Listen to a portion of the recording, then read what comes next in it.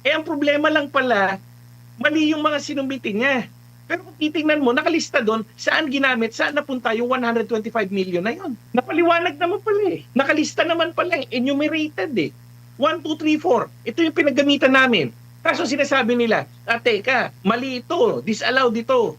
Bakit? Tulad dito, para ito ay maging valid, kailangan may naaresto ka. Teka muna, saan galing yon? Saan galing yung standard na yon? Saan galing yung na kailangan ganun ng patakaran? Wala. Galing lang dun sa guni-guni at imahinasyon ng isang tao, ng isang auditor na wala man lang intelligence training, walang intelligence clearance, walang security training, walang background sa military, walang background sa law enforcement, hindi man lang dating pulis. Tapos siya ang magsasabi na ito ang successful intelligence operation. Parang sinasabi niya, ang anti-terrorism magiging effective lang pagka mahuli mo kung sino yung nagpasabog ng bomba. Kaya kinakailangan may sumabog mo ng bomba bago mo at mahuli mo yung nagpasabog nito para masabi na successful. Teka, sa intelligence community, sa security community, ang success mo yung punto na walang nangyari, walang naganap na pagsabog, walang naganap na pananakit, walang namatay, walang nasugatan, walang insidente. Every day sa 365 days ng Pilipinas na walang sumasabog na bomba, walang mga terorismong nangyayari kada araw, yun yung success.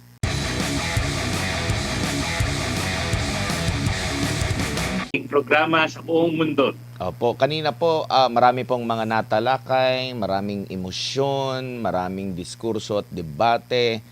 Naging malinaw po ba na merong impeachable offense na nagawa na nagtuturo dito kay Vice President Sara Duterte, Attorney? Ayan po, ayoko ilagay yung sarili ko na dun sa upuan ng Senator Judges. Pero ang klaro pong makikita natin doon, ang sasabihin ko na lang kasi babalik natin, ano ba yung pinag-uusapan? Yung mali daw na paggamit ng confidential funds at ito raw ay pwedeng basihan for betrayal of public trust. Sinira daw ni VP Sara, ni Vice President Sara Duterte, ang tiwala ng bayan na binigay sa kanya bilang Vice Presidente sa pamamagitan ng maling paggamit o pagkurakot ng kanyang confidential funds. Pero kung titingnan po natin, mula pa nung kay Wamil at dito kay De Ocampo, yung pareho taga-COA, ang sinasabi lang po nila dito, ang pinakamatindi ng pwedeng mangyari ay mali ka ng interpretasyon, VP Sara. Pero yung sinasabi nilang hindi ginamit para sa confidential funds o para sa mga gastusin na may kinalaman sa seguridad, sa surveillance, at para masigurado na ligtas ang lipunan sa ilalim ng mandato ng kanyang tanggapan, wala po silang pinapakitang ganon.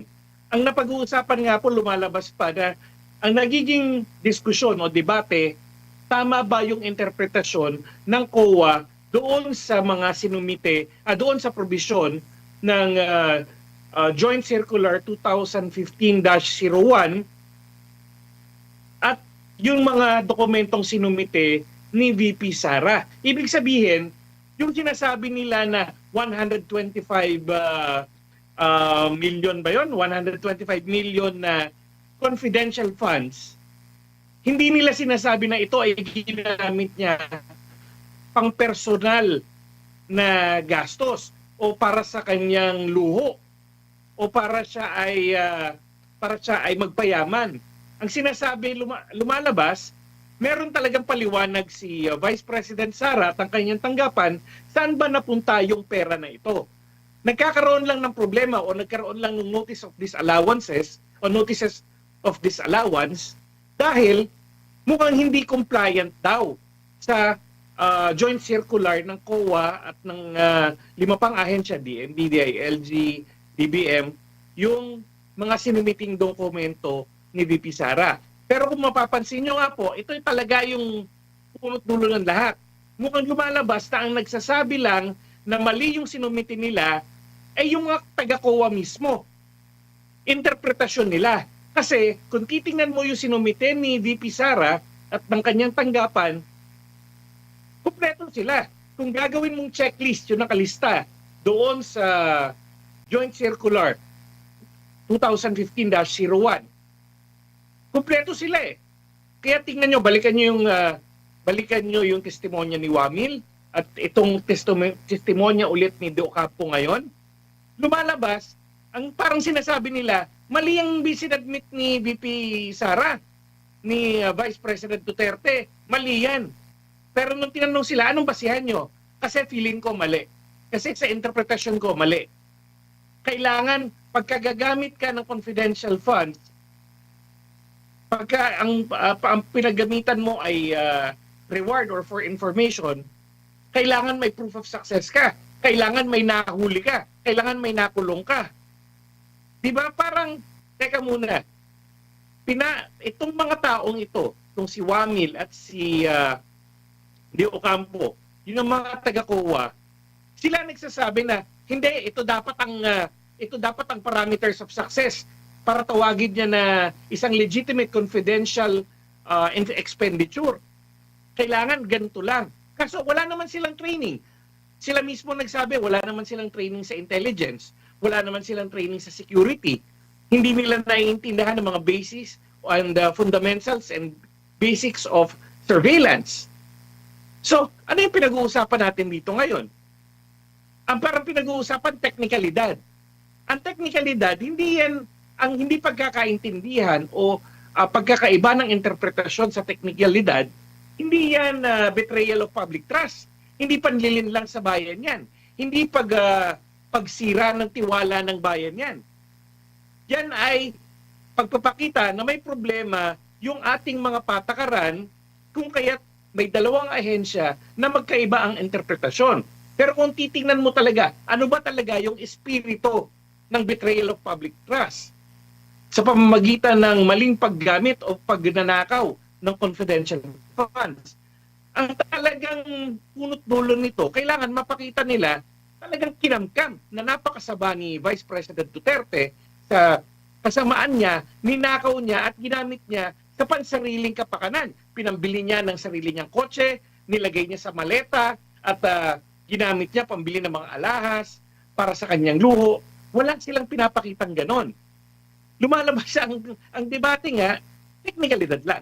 Kaya kung ako ang tatanungin, base sa ebidensya at kung betrayal at public trust lang ang pinag-uusapan, parang hindi mo tatanggalin ng isang tao na may mandato mula sa napakaraming Pilipino dahil lamang mali ang interpretasyon o iba yung interpretasyon niya ng Joint Circular dun sa interpretasyon ng mga tao na nagre-report dun sa mga kalaban niya, ng mga taga-COA.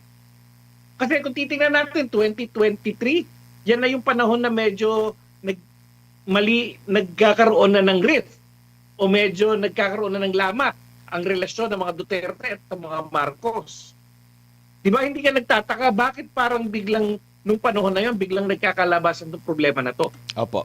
So, yan ang talagang dapat ilagay natin sa isip. Pabalik tayo. Ang kaso dito, hindi yung confidential funds, kundi betrayal of public trust.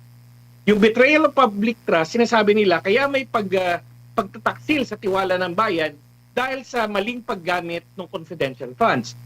Pero yung maling paggamit na to, para maging talagang impeachable offense, katanggap-tanggap na nandun siya sa level na kinakailangan mo nang tanggalin yung isang impeachable official tulad ng Vice Presidente dahil napakasama niya at pinagtaksilan niya ang bayan, kailangan pakita mo talaga na napakasama ng ginawa niya. Hindi yung papakita mo na, ay, iba yung interpretasyon kasi ng COA doon sa interpretasyon mo. Opo. So, yun talaga yung bottom line doon.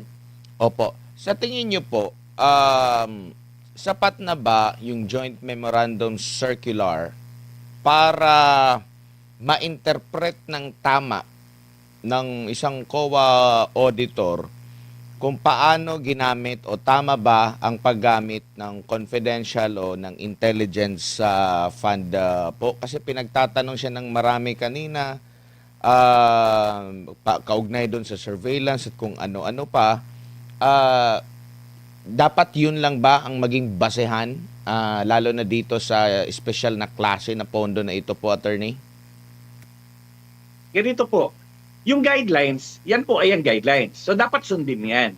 Pero kung titingnan po kasi, ang nangyayari, lumalabas dito sa ating impeachment trial, sa hearings po natin, at pati na rin dito sa testimonya ng dalawang taga-COA, maraming butas itong guidelines na ito. Maraming mga gray areas. Maraming mga subject to interpretation. Ito nga yung mga bagay na sinasabi na subject to construction and interpretation. Meron kasing may pagdududa o kaya may agam-agam kung paano i-interpret yung mga provision na ito. So, kung sasabihin as a general guideline, sapat na siya. Pero yung mga butas dyan, lumalabas, kinakailangan klaruhin. Kasi, nagkakaroon ng pagkakataon, tulad ditong dalawang taga-COA, yung dalawang auditors ng COA, nagkakaroon ng pagkakataon na yung mga auditors, yung interpretasyon nila, yun ang ginagamit nila para maging basehan, para sabihin na lumabag ka sa batas, mali ang ginawa mo. Eh di parang ginawa mo na silang mas makapangyarihan pa sa Kongreso, kahit ang korte hindi gagawin yun.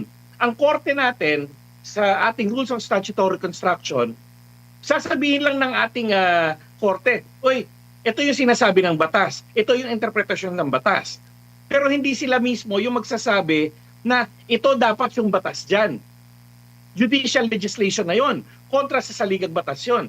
Itong ginagawa nitong mga taga-COA na to, sila mismo nagsasabi, hindi, ang nakalagay dyan dapat ganito, dapat may proof of accomplishment o proof of success. Ang kahulugan niyan, dapat may napakulong kayo. Wala namang nagsasabi, walang batas na nagsasabi na dapat ganun yung interpretasyon. Walang batas na nagsasabi na limitado lamang sa ganung mga sitwasyon ang proof of success. Ang nagpapataw tuloy ng batas kung ano ang dapat papatakaran yung mga COA auditor. Pagmamalabis na yan. Kung ako nga, grave abuse of discretion na yan dun sa parte ng COA at ng mga auditors.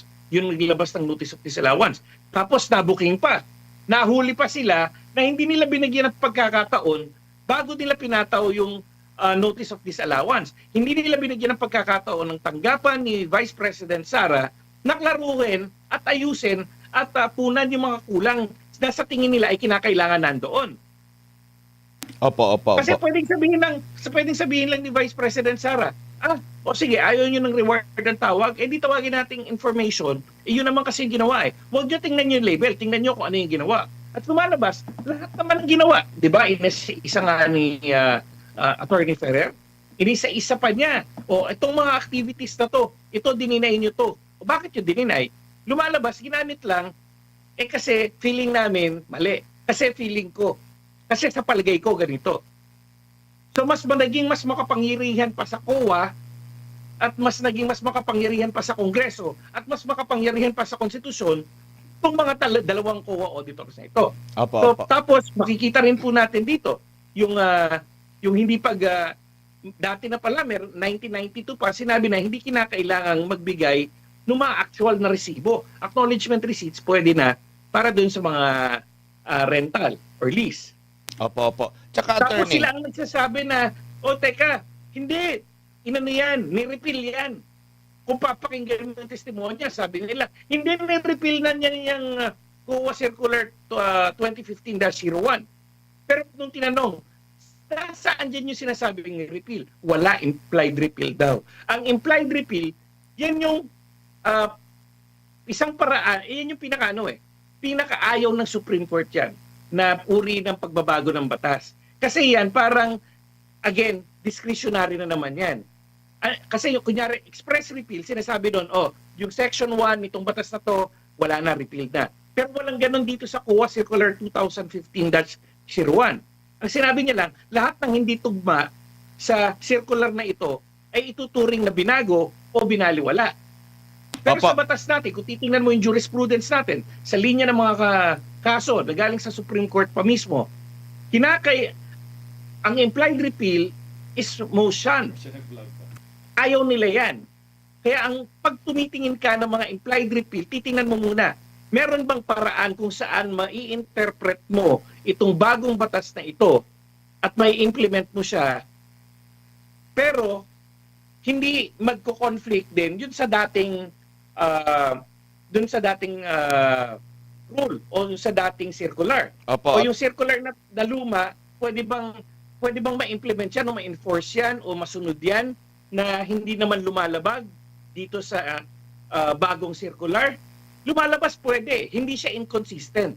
Kailangan totally inconsistent yung dating provision o dating patakaran para masabi na ito ay implied repeal. Hindi rin naman napatunayan doon, hindi naman pinakita ng prosecution na may total may total inability or totally disaligned or totally in conflict yung 2015-01 doon sa 1992 na circular ng COA na nagsasabi nga na okay, yung ibang mga resibo hindi na kailangan. Pwede na acknowledgement receipt. So makikita nyo, kulang talaga itong circular 2015-01. Ang problema nga lang, lumalabas na dahil maraming butas at maraming gray area itong 2015-01, mukhang ginagamit talaga siya para ipitin o pahirapan o hanapan ng butas ang tanggapan ni VP Sara. Kasi pwedeng interpretasyon Pwedeng parehong interpretasyon. They will always interpret it na para palabasin na may maling ginawa ang tanggapan ni VP Sara. Attorney. Diba? Oh, yes po. Opo, makasingit lang po ng tanong po, attorney.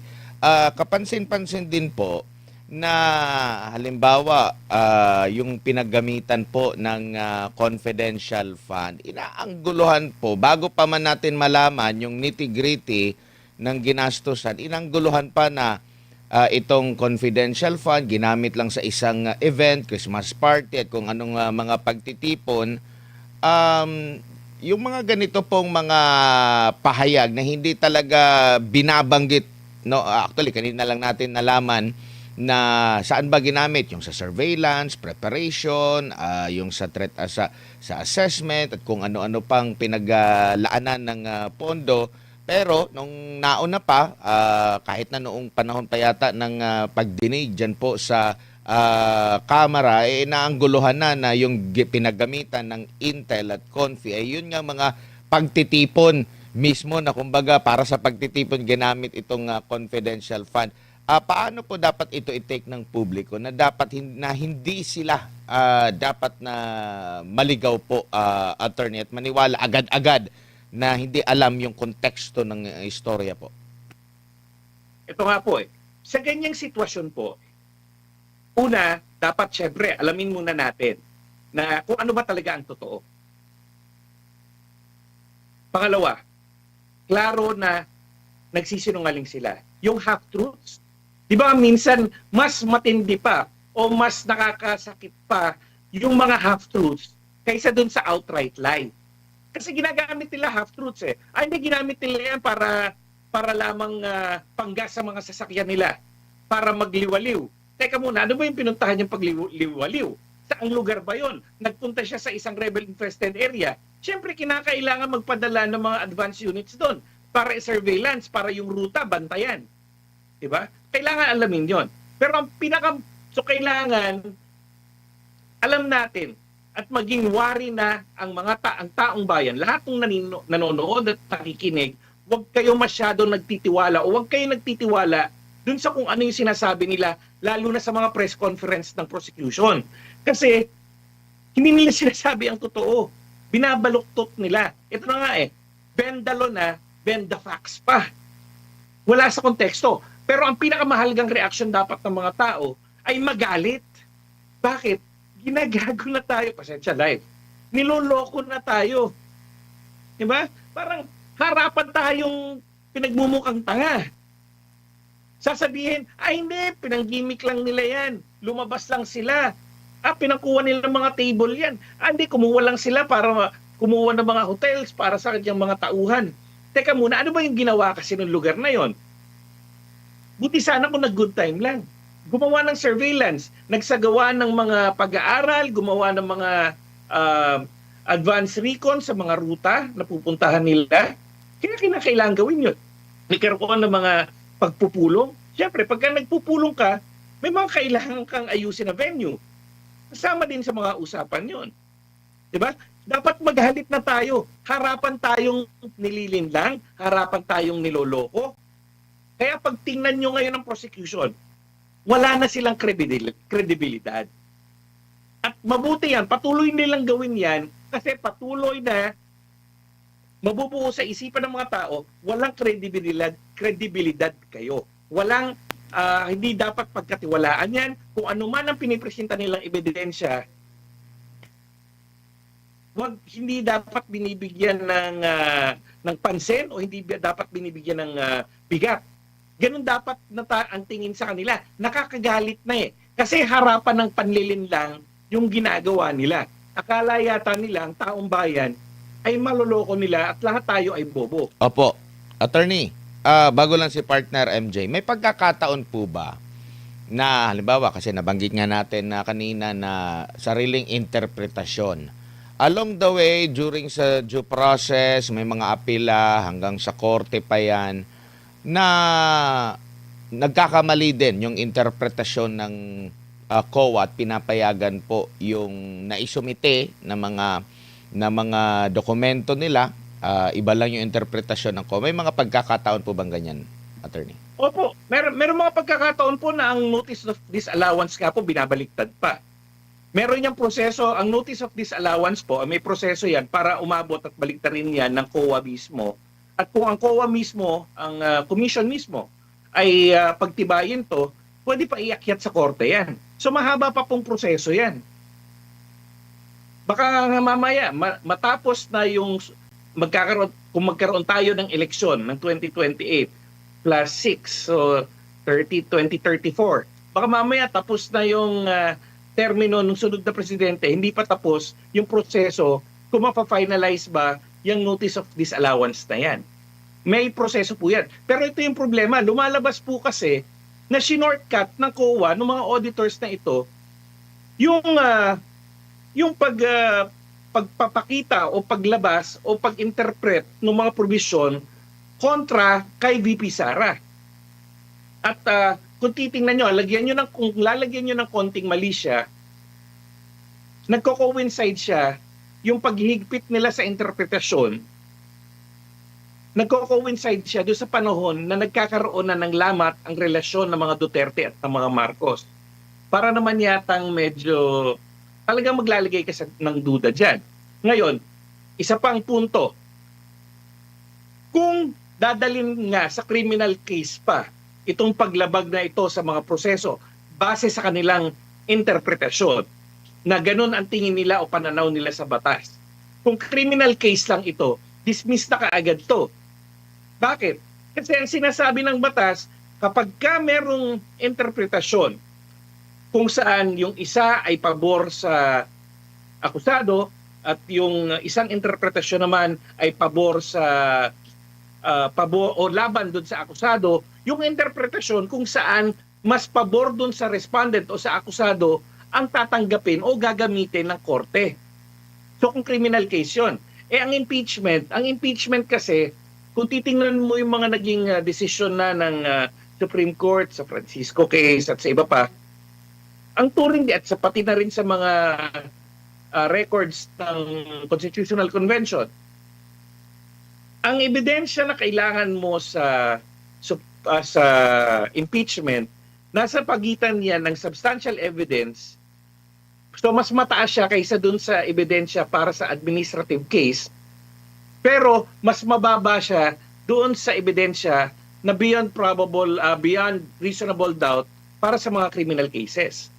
So kung gano'n ang titingin mo, at kung ganyang uri ng mga ebidensya ang meron ng prosecution, lalo na dito sa confidential funds, at objective lahat ang senator judges, naboboto sila ayon lamang sa prinsipyo ng batas at dun sa mga facts na mapapatunayan, nakatanggap-tanggap legally sa korte, sa impeachment court, absuelto si Vice President Sara Duterte dyan. Opo, Attorney, si MJ po ito. Sir, ano po ang Yes, Sir MJ. ano pong masasabi ninyo doon sa performance no ni Presiding Judge Chis Escudero? Kasi sa mga nagdaang araw, nung wala po si Senator Judge Cayetano, natutumbok niya po yung mga tanong na importante at nahuhuli po sa bibig mismo, no, yung taga-COA. For example, natanong niya na hindi diretso agad sa notice of disallowance, wala notice of suspension. Kanina natanong din na on appeal pa ang OVP sa Mother Commission at yung notice of disallowance ay rekomendasyon lang ng taga-COA ICFAO. Anong masasabi mo doon, attorney? Nagpapasalamat po ako at nagdadasal na sana nga ay patuloy na kahit paano ay magpakita ng objectivity at fairness ang presiding Senator Judge na si Senator Judge Escudero. Sana nga magpatuloy siya ng ganito at pagdating sa pagdesisyon ay manatili pa rin siyang non-bias. Yun lang naman po ang kinakailangan. Nabanggit ko nga kanina, kung ang pag-uusapan lang po talaga, tanggalin ang politika, kung ito ay nangyayari lamang sa loob ng isang regular na korte at mga regular na judges ang humaharap o nasa harap ito ng isang judge, malaki ang posibilidad, malaki ang tsansa na ma-acquit o mapawalang sala si VP Sara base lamang sa prinsipyo ng batas at dun sa mga ebidensya na nakalap ayon sa legal na pamamaraan. Kasi ang hirap talaga tanggalin sa kaisipan na huling-huli sila na talagang iniipit lang nila si Vice President Sara. Yun palang sabihin mo na mali ang opisina mo o nagkasala itong Vice President na to at dapat siya tanggalin at ang tanging basehan mo lamang dahil palagay ko mali siya. Palagay ko hindi niya sinunod tong probisyon na ito. Walang training, walang background, walang security background, walang intelligence training, walang operational intelligence operation training. Tapos sasabihin nila hindi successful yung sinasabi niyong pinaggastosan niyo ng confidential funds. So dapat i-disallow yan. At saka walang attorney, security clearance. Yan yung line of questioning ni Senator Judge Lacson kaso bitin hindi niya tinuloy nakarang araw no? Tingnan mo. Pero yun nga po ito na yung mga nagtatanong, mga alam natin na init na matanggal si VP Sara. Sila ay bahagi ng majority. Hindi ko naman sinasabi na sila ay na ganito na kaagad sila magdedesisyon. Ngunit klaro naman na sila ay bahagi ng majority. At kung makikita mo, galing na sila sa majority. Pero kahit sila mismo, yung mga basic at fundamental questions, yung mga basic facts, yung mga tatanungin mo kung ikaw ay isang normal na tao na tinatanong nila, hindi pa masagot nitong mga witnesses na dinadala ng prosecution. Paano ka magkukonvict sa ganon? Kung walang politika to, sabi ko nga, kung walang politika, objective lahat, acquitted si Vice President Sara Duterte dito. Opo, lalo pat na nakakadalawang article na po tayo pero mabagal po, attorney, yung usad ng hearing This week, hindi bagal Hindi maalala nyo, ang sinasabi sa atin nung nag-uumpisa yung trial, kinulimbat niya, ninakaw niya, binulsa niya yung confidential funds. Teka, ang problema lang pala, mali yung mga sinumbitin niya. Pero kung titingnan mo, nakalista doon, saan ginamit, saan napunta yung 125 million na yun. Napaliwanag naman pala Nakalista naman pala enumerated 1, 2, 3, 4. Ito yung pinaggamitan namin. Kaso sinasabi nila, teka, mali ito, disallow dito. Bakit? Tulad dito, para ito ay maging valid, kailangan may naaresto ka. Teka muna, saan galing yun? Saan galing yung standard na yun? Saan galing yung na kailangan ganun ng patakaran? Wala. Galing lang dun sa guni-guni at imahinasyon ng isang tao, ng isang auditor na wala man lang intelligence training, walang intelligence clearance, walang security training, walang background sa military, walang background sa law enforcement, hindi man lang dating pulis. Tapos siya ang magsasabi na ito ang successful intelligence operation. Parang sinasabi niya, ang anti-terrorism magiging effective lang pagka mahuli mo kung sino yung nagpasabog ng bomba. Kaya kinakailangan may sumabog mo ng bomba bago mo at mahuli mo yung nagpasabog nito para masabi na successful. Teka, sa intelligence community, sa security community, ang success mo yung punto na walang nangyari, walang naganap na pagsabog, walang naganap na pananakit, walang namatay, walang nasugatan, walang insidente. Every day sa 365 days ng Pilipinas na walang sumasabog na bomba, walang mga terorismong nangyayari kada araw, yun yung success for our security agencies. Tapos ang COA sasabihin, hindi successful yan. Magpakita ka sa akin na may nahuli ka. Saan naman nila nakuha yun? Ano naman, Opo. saang universe Opo. sila tumira na naging expert sila sa security at intelligence work at nasasabihin nila na teka, para maging successful yan, kailangan may nahuhuli kayo. Opo, sinabi po ni Justice Yun yung sitwasyon natin ngayon. Opo, sinabi po ni retired Justice Noel Tiham, actually, sarcasm to, pero kaugnay ito sa sinabi mo, attorney. Sinabi niya, co-auditors or former CIA, KGB, and MI5 operatives, eksperto daw sa surveillance, information intelligence, gathering, espionage, based daw sa kanilang experience. Nakasaad daw po ito sa COA Circular 007, parang James Bond. Dinaanan lang sa biro ni Justice Tiham attorney. Pati retired justice, Dati na pong justice yan, siya na po nagsabi dyan. naiinip na rin Ayun din. Kasi, sabi ko nga po, ako nga po, na kahit paano ay nakapagtrabaho at nakasama ko at naging aktibo po ako sa security and anti-terrorism efforts. Sabi ko nga po, hindi po sa bilang ng nahuhuli lang yan. Isang parameters lang po yan. Ang pinakabasihan mo ng success mo, security detail or security operation to protect the Vice President. Buhay si Vice President Sara Duterte. Actually, everyday na buhay siya at hindi siya na-assassinate, hindi siya napapatay. Yun yung accomplishment nun. Na hindi siya binugbog, hindi siya inambush. Success yun. In terms of intelligence and security work. Hindi porket wala kang nahuli, wala kang nakulong, mali na yung paggamit mo nung confidential funds na yon or intelligence funds na yon. Ang confidential funds, ito yung parang security funds for security and surveillance funds ng mga civilian agencies. Kapag Opo. law enforcement or armed forces or military institutions, ang tawag dito intelligence funds naman. Opo, opo. So, kasi lumabas din kanina sa usapan yun Opo. Hindi, ang pinagkaiba lang talaga nila kung saan nakalagay yung pondo. Pag ang pondo ay nakalagay sa civilian agency, pero ang gamit ay para sa surveillance and security purposes, confidential. Pagka nakalagak ito sa military or law enforcement or police units or agencies, intelligence funds po yun. Opo, attorney, dyan din pa rin po na issue kasi pinalulutang nila na itong mga security personnel no sa ilalim ng VPSPG na naging nasa ilalim na ng PSC ay parang double compensation daw kasi pinaglaanan daw nung confidential. Yun yung pinalulutang nila kanina na kumbaga hindi ba parte ng kanilang trabaho yung mga nabanggit na pinaglaanan po ng pondo ng confidential, yung daan-daan niyang mga personahe. Ano po ang masasabi niyo po dito?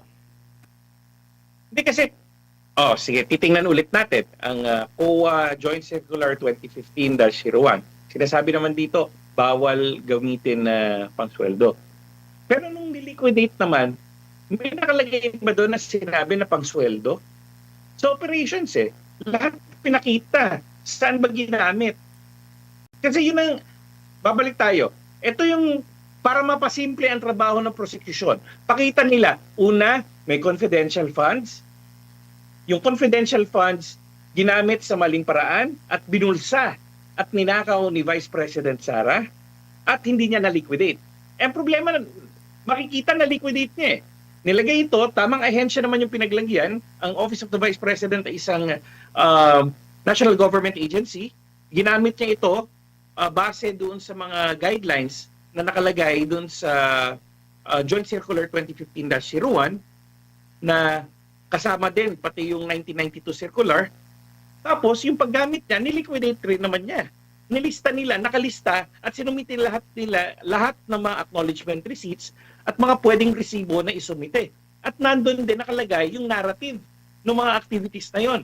Wala namang nakalagay doon na ginamit nilang pangsweldo sa mga pulis. Nakalagay doon, ginamit for operations. At nakalagay doon kung ano yon. Kasi pinapasabi, parang ang sa kanila, pagka dumaan sa puli o dumaan sa sundalo o sa pulis, yung pera, compensation na yon. Baka kasi ganun ang ugali nila. 'Di ba? Baka ganun kasi kasi sabihin na natin kasi for example sa House of sa House of Representatives at sa Senate, sa kanila kada opisina ng isang congressman at ng isang senador, meron silang tinatawag na operational fund diyan. Hindi ko alam kung anong technical term. Nakalimutan ko na kung anong tawag nila. Pero sa amin dati, ang tawag namin doon operational expenses or operational funds. Umaabot na halos yan ng 1 milyon kada buwan. At alam mo kung paano nila nililiquidate? Pirma lang ng congressman. Liquidated na. Hindi nila kailangan magsumitin ng resibo. Itong ng kay VP Sara, nakalista na yung mga activities, nakalagay pa yung mga resibo at yung mga acknowledgement receipts. Opo. So, ano yung impeachable doon? Ano yung betrayal of public trust doon? Ibabalik din natin. Hindi ito usapin ng teknikalidad lang. Tandaan nyo, ito ay impeachment case. Ang impeachment case ay isang sistema kung saan dadalin mo sa impeachment court, isa sa ilalim mo sa impeachment trial, ang isang impeachable official. Isang napakataas na opisyal ng bayan kung saan matindi ang tiwala na ibinigay ng mga taong bayan at ipapakita mo na talagang may matindi siyang pagkakasala para tanggalin yung mandato na binigay sa kanya dahil siya ay isang nagpakita siya ng kasamaan ng loob, kasamaan ng pagkatao at kasamaan ng pag-uugali na umabot sa punto na kinakailangang tanggalin siya sa pwesto. At ang magkamali ka o magkaroon ka ng ibang interpretasyon doon sa interpretasyon din lang ng isang auditor, ang problema pa nga itong auditor na pangalawa hindi nga abogado hindi niya alam kung ano yung penal law Opo, At attorney. sila ang nagsasabi, di ba? At sila ang nagsasabi na mas alam nila kung ano ang interpretasyon o ano ang successful na intelligence o ano ang successful na surveillance o security o confidential operation kaysa dun sa mga tauhan ng OVP-SG, ng security group ng Vice President, kung saan may mga active military and law enforcement units and officials na nandoon. Opo, attorney, pinalutang din yung patungkol doon sa pagkakaroon ng confidential fund ng OVP at ng DepEd na tinanong ang COA at sumagot naman ang COA dito na batay daw sa mandato hindi dapat magkaroon ng confidential fund. Meron ba siyang competent ba siya na magsabi nito? Sino rin ang magsasabi na hindi o hindi pwede o hindi pwede na magkaroon ng confidential fund ang OVP at ng DepEd? Ayan, ito na naman. Kaya nga sinasabi ko kanina pa dito, alam mo ang lumalabas dito? Ang lumalabas dito, talagang abusado ang COA. Kasi kung ano yung interpretasyon nila, yun ang nasusunod. Yun ang pinapamukha nila, yun ang pinapangalandakan nila. Interpretasyon namin ito dapat sundin nyo. Kahit lagpas na yung ginagawa nila sa kung ano yung nakasulat sa batas. 'Di ba? Wala silang kaalam-alam. Wala naman silang pagsasanay. Tapos sasabihin nila, hindi, ang DepEd mas marunong pa kayo sa Kongreso. 'Di ba? Ang OVP dapat ba may confidential funds? Hindi. Sino ba nagbibigay niyan? Ang desisyon niyan ang Kongreso. So it's a political decision. Kung ang Kongreso mismo ang tingin nila dapat merong confidential funds ang DepEd at ang OVP, sila ang nagbibigay niyan. Anong pakialam ng COA? Walang political power ang COA. Walang ganyang political decision-making powers ang COA. Ang trabaho nila, siguraduhin nila na nasusunod yung mga proseso. Hindi nila trabaho na talunin ng Kongreso na sila ang maglalagay ng mga kondisyones na lagpas pa dun sa mga kondisyon na pinataw ng Kongreso. O kahit sabihin mong, kasi sabihin, hindi, yung confidential fund na yan, galing yan sa Office of the President. O di lalo pa yon, Office of the President ang nagdesisyon na magbigay sa kanila nung natira niyang pera, binigay niya sa Office of the Vice President. O sige, bigyan yan. Political decision pa rin yan. Kasi nga, yung mga bagay na yan, ang nagdidesisyon yan, yung mga institusyon natin na may mandato, may political mandates galing mismo sa tao. At ang konstitusyon mismo sinasabi, kayo ang may political decision-making power para magsabi, dapat bang magkaroon ng confidential fund itong tanggapan na to o hindi. Ang COA, hindi siya pwedeng magsabi na mas marunong pa sila sa Kongreso, mas marunong pa sila sa Presidente. Opo, opo. Lalo na't wala naman silang pagsasanay, wala silang training, wala silang background, wala silang experience. Opo. Attorney, Sa anong pinaghuhugutan nila? opo. Diba? Opo. Attorney, masarap pa sana makipagtalas-tasan sa iyo pero wala na tayong oras. Maraming salamat po sa inyong oras at panahon. Sa ulitin po, ingat po kayo. Thank you, sir. Maraming salamat po, sir. Thank you po. Maraming salamat si Attorney Frederick Farolan, Legal at Public Policy Expert at Political and Legal Consultant po. Hinggil nga po dito